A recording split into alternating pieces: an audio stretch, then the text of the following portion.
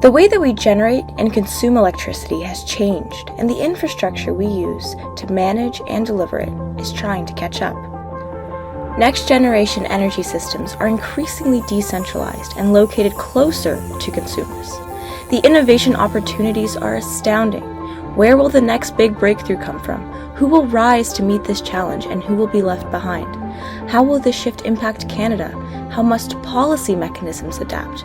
And most importantly, how can we inspire innovation and enable the changing value chain to deliver efficient, resilient, and affordable electricity in a rapidly evolving landscape? Over the last 100 years, Canada's electricity infrastructure has largely relied on regionally concentrated resources, such as water and coal, which are converted into electricity at large centralized power stations co-located in proximity to the resource.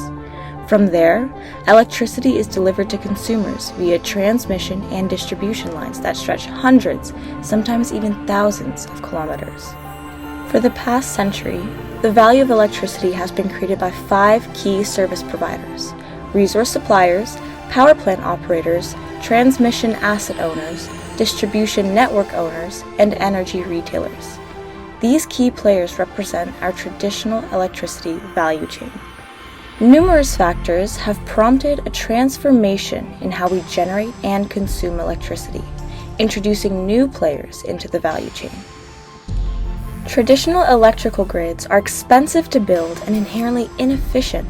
Over 50% of potential energy from coal, gas, diesel, and nuclear power plants is lost during electricity generation, and at least another 10% is lost during delivery and consumption. These losses are often in the form of waste streams that are harmful to our air, land, and water. The cost to generate electricity hasn't changed much, even with the addition of new types of electricity generation.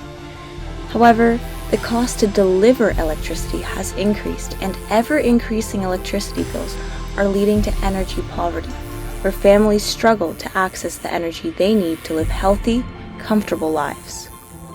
When electricity infrastructure is impacted by the increasing frequency of extreme weather events, the cost to deliver electricity increases.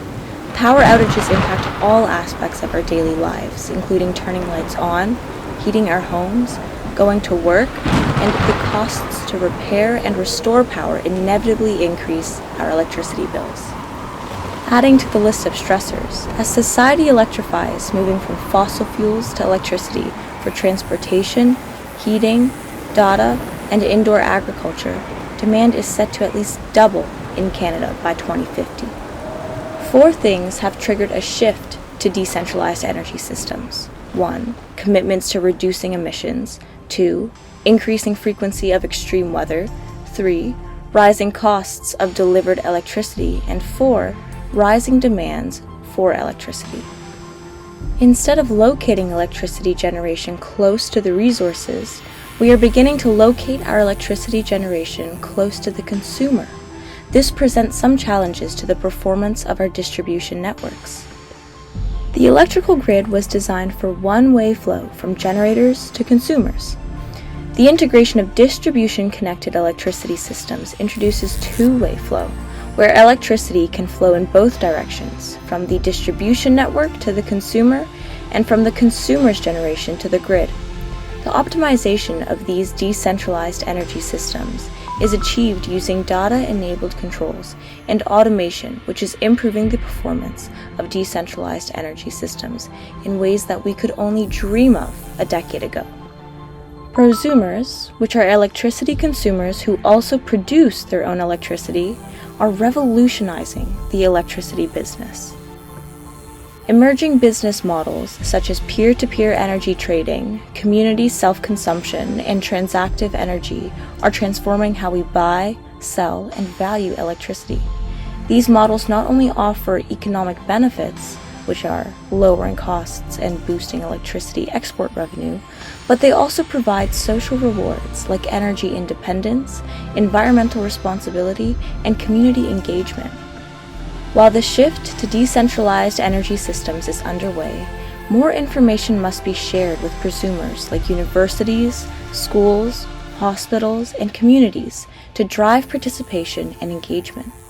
Local benefits, including energy independence, social relationships, and environmental responsibility, need to be realized.